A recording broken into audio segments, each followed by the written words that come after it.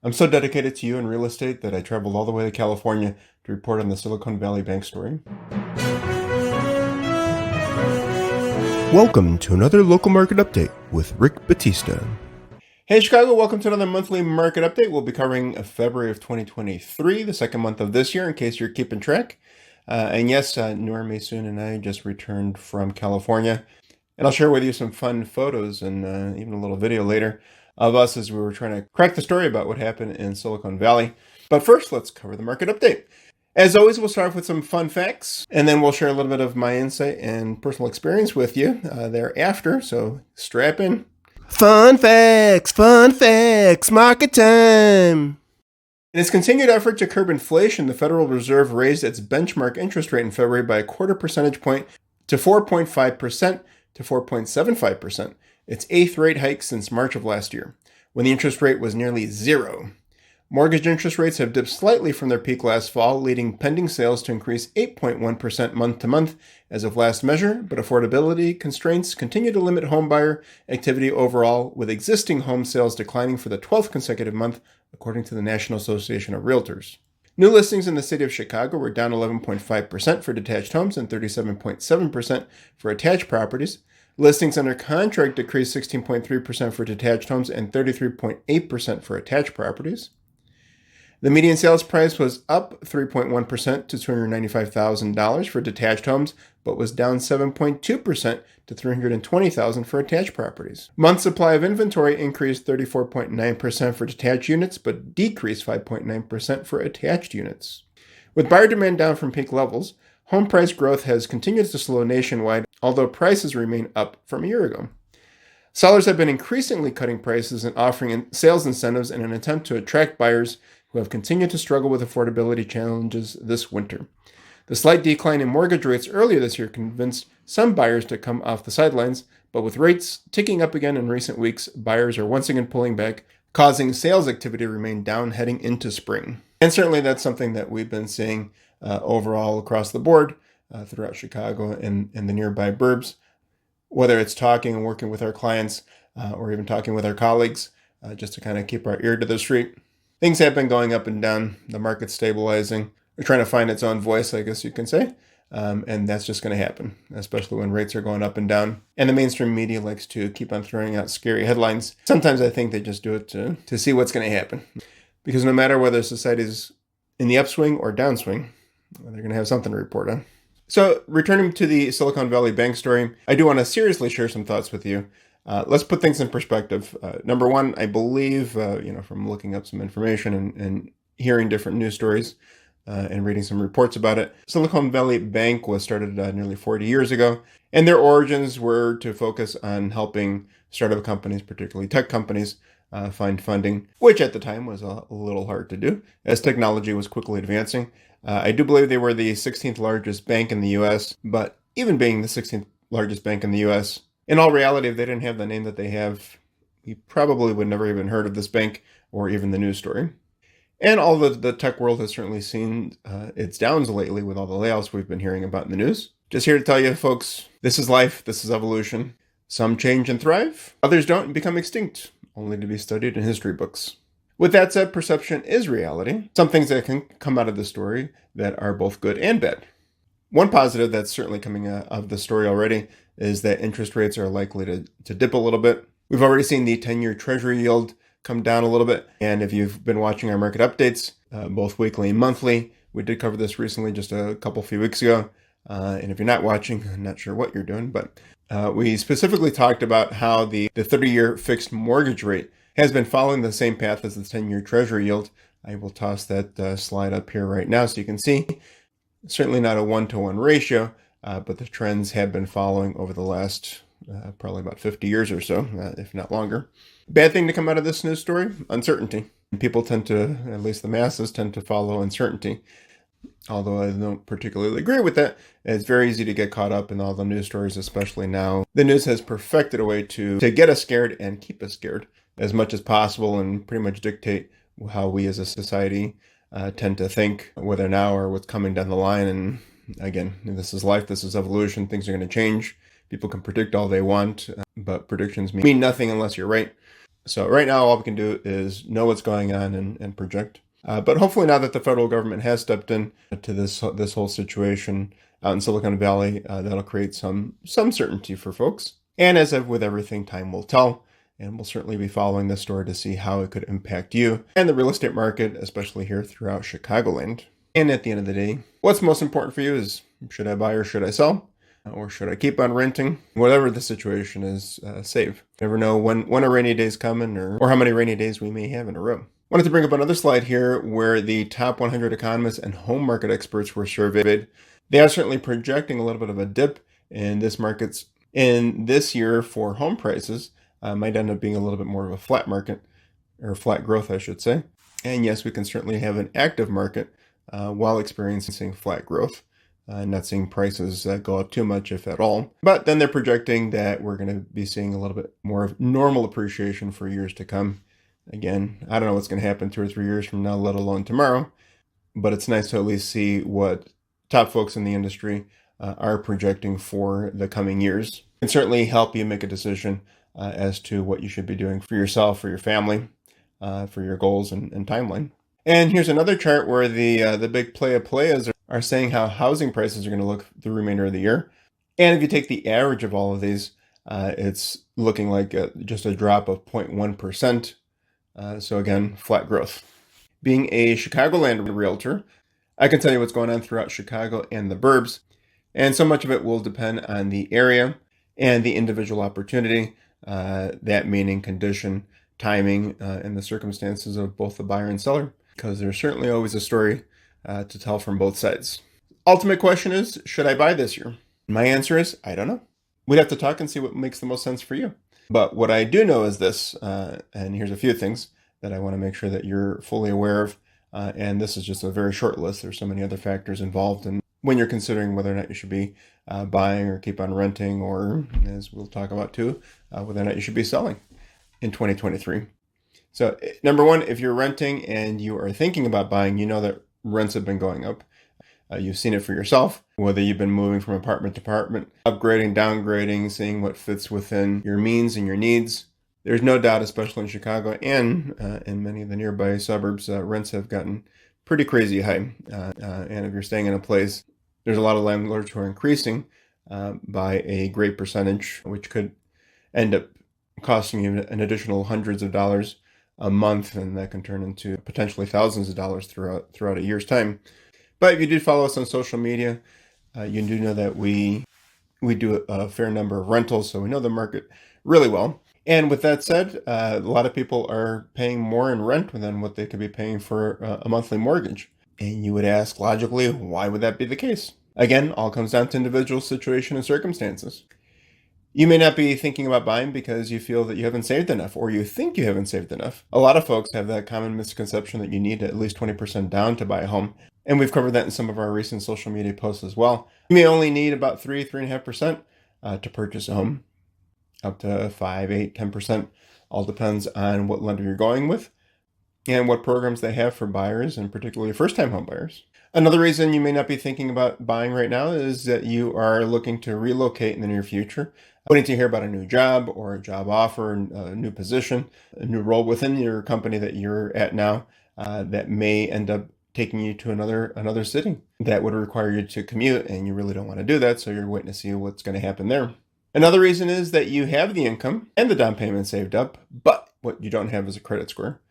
Plenty of folks out there who are in that situation, whether it's due to student loans or you were impacted by the pandemic, making good money, your credit has suffered and you're trying to build that back up, and you may not qualify for a mortgage on your own, or you're not going to get the rate that you want.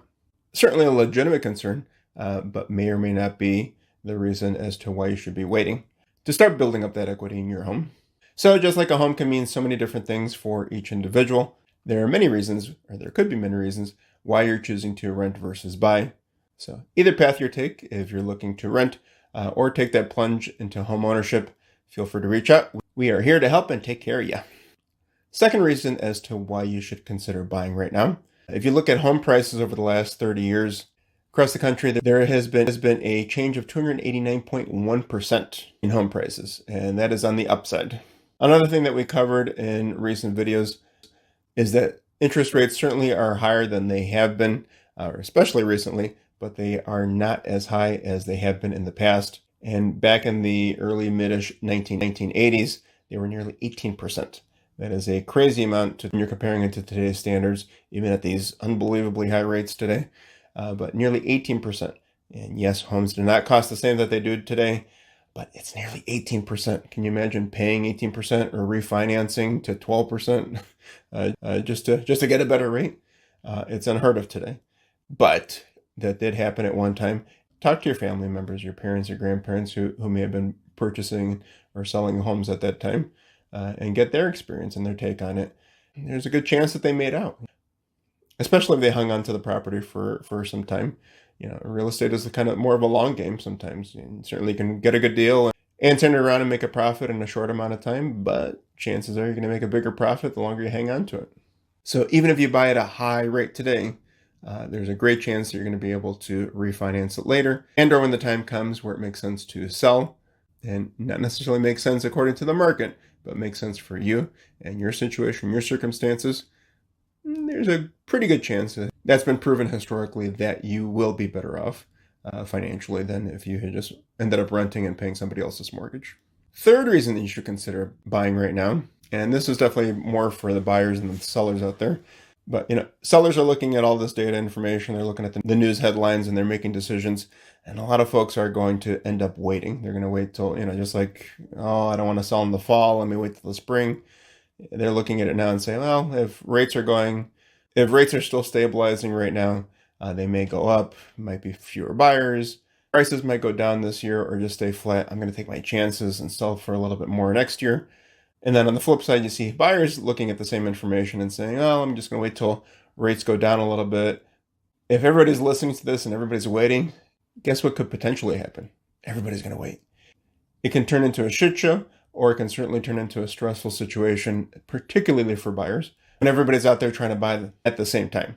And usually, I'm not saying it's not going to be stressful, but usually what happens in those circumstances is that a lot of new realtors flood the market. There's a lot of people out there without the industry knowledge or the experience to help represent you, whether you're selling or buying. And then just overall, it creates a very frenzied environment where you're having bidding wars and potentially overpaying for a house. It could cause you to have some icky feelings immediately after, or maybe even a year or two down the road. And I completely understand that stress happens. Stress is a part of life. Why put yourself in a situation that could be very, very stressful? So if you have to buy now with a higher interest rate, I always say, can't put a price tag on peace of mind.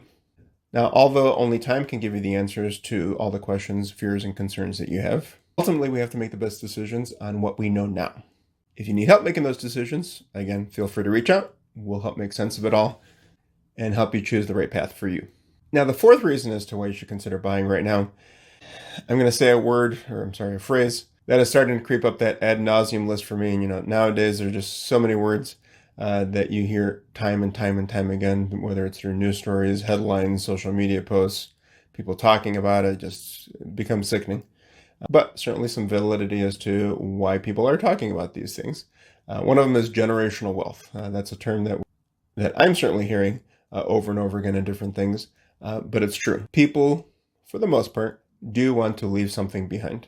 They want to leave something behind for their children, their loved ones, make sure that they're taken care of, or at least they can start off their adult life or continue their adult life on the right foot.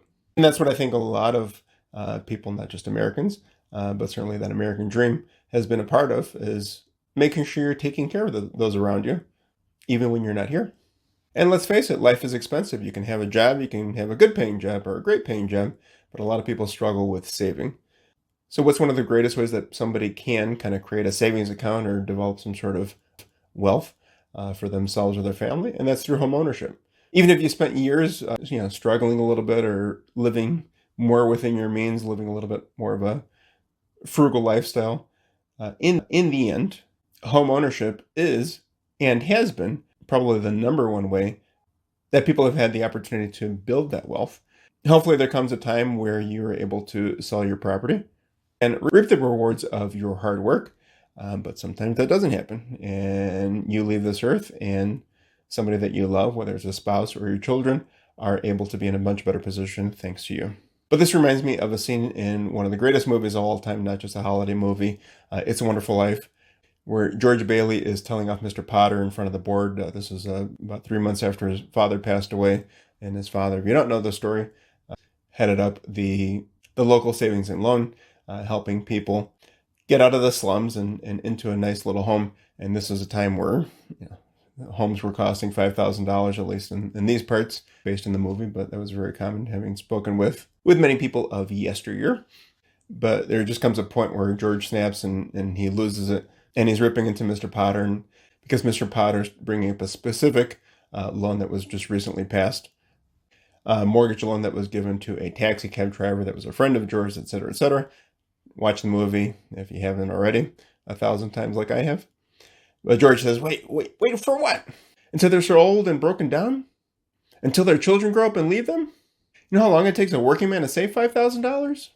And that's true. If buying and being a homeowner has been something that you've been putting off, bust out the calculator and do the math. How much have you paid in rent that you're never going to get back? How much do you have saved up right now? Is this an option? Give us a call. Be more than happy to get in touch with some mortgage lenders who might have some different programs that fit your needs and your budget and get you into your very own home. Sellers, should I sell this year? That's a big question. And if you aren't on the market right now, I'm going to say yes. Only if it makes sense for you. Keep in mind, it always has to make sense for you.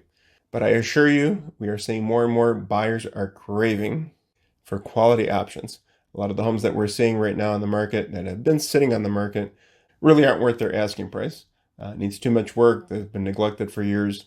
And some sellers are being a little stubborn as to what they feel they should be getting for the home. Or they're going to hold off and see how the spring market pans out. And those are the sellers that are hoping for a frenzied market so people can just come and toss money at something that's been sitting on the market for half a year or longer. But to those who are on the market right now, sellers, if it hasn't sold, I can pretty much guarantee you that it's probably the price. And or the marketing. But even if you have somebody who's not marketing the property pretty well, if your house is out there, somebody's going to find it. If it's not priced right, ain't nobody going to buy it. At least not right now. So for those particular sellers, if you expect to hit the market high and kind of see where it goes, those days, at least for now, are certainly over and long gone. Not a great strategy. So my biggest suggestion to you and piece of advice is price it right out of the gate. If you do that, I can almost and nearly 100% guarantee you that you will have a great deal of interest, possibly multiple bids, and sell for a fair price, whether it's very close to what you're asking, or in some cases, a little bit over what you're asking. So if you're on the market right now and not seeing the results that you would like, feel free to give us a call. We're ready to have some tough conversations, if needed, to get you the results you do need. It may not be what you want, but it certainly can be what you need. So now that I've covered these fun facts and shared some insight with you, I say, everyone, chill the bleep up, okay?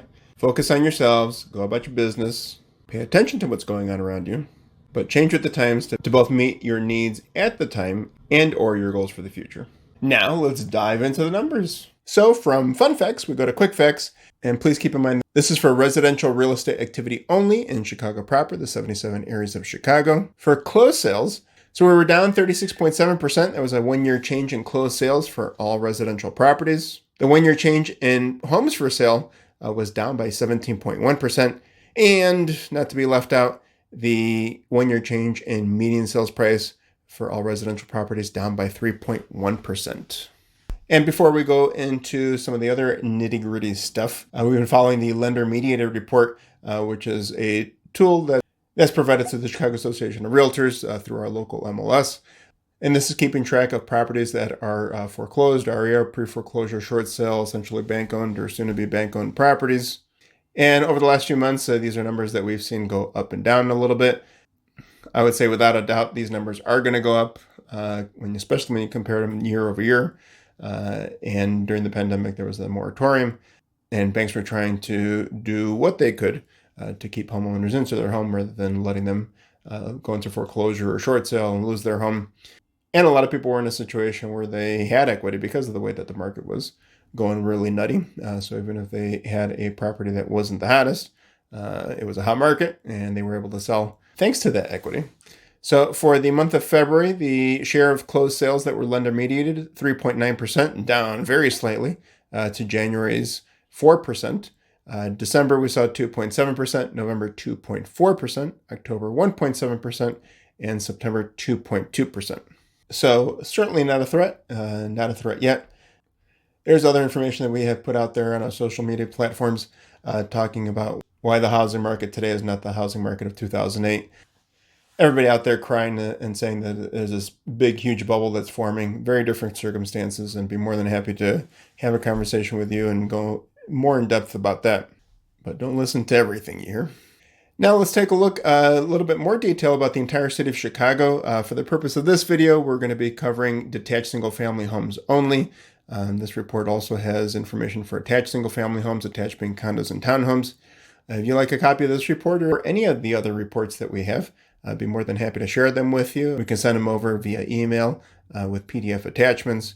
So for the month of February, all residential properties, and the rest of these numbers, we're going to be comparing two categories. One, February of this year to February of last year, 2022, and then comparing year to date, so through February 2023 and through February 2022. New listings, we wrapped up last month with 1,166, down by 11.5%. Year to date, we're at 2,442, down by 4.6% year over year. Closed sales, big dip, 441 last month, down by 40.6% comparing to last year's February. Please keep in mind, rates were so low, very, very different market, so do not panic, folks. Year to date, 906 to 1506, down by nearly 40%. Homes under contract, those that are contingent or pending, we saw 747 last month, down 16.3% compared to the February prior, and 1,352 year to date, down by 23.7% year over year. Median sales price being the number that's smack dab in the middle, equal number of homes sold for more than and less than this number. 295K last month, up by 3.1%. That's promising. Year to date, 276.5. That was down 4.5% year over year. Now, looking at average sales price, that was also up comparing the two Februarys. Average sales price last month for a single-family detached home, $431,792, an increase of 2.6% over last year's February. Year-to-date average, $394,971, down by 6.1% year over year. And here's one statistic that I found very interesting, and I certainly wanted to share with you. The average list price last month was $469,062, which was down considerably to last year's February by 12.2%. Year-to-date, $470,844, down by 8.4% year over year. It's a fair indicator, at least for the month of February, that we are going to see a little bit more of a flat market and perhaps see prices either go down a little bit or depending on where you're located and what the circumstances are, especially what kind of property you have and how well it's been maintained, we may see some home prices go up in certain areas. But we're halfway through the month of March. Let's see how this month plays out next month as we're going into the spring market. Percent of original list price received. This is something that we've been talking about at great length. If you want to sell your home in today's market, you have to price it right. Not a week from now, not 2 weeks from now, the moment that you put it on the market.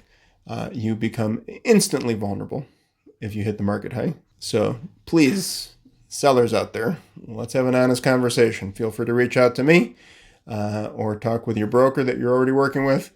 But please have those brutally honest conversations because it's not a good situation to be in, especially if you're on a tight timeline.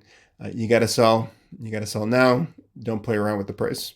But last month we saw percent of original list price received at 95%, down by 2.8%, looking at February 2022. And year to date, 94.6%, down 2.6% year over year. Market time, no doubt, going to see higher market times this year than last year. 90 versus 61, there's an increase of 46.5%. And year-to-date, 82 to 61, increase of 33.8%. So basically, to sell a house now, it ain't easy. But us brokers are just going to have to work a little bit harder. And I think for those who thrive in this industry, it'll only make us better. Inventory of homes for sale, we wrapped up the month of February with 2,174 detached single-family homes, and that was up by 8.9% year over year. Now let's take a look at what's happening in your neck of the woods.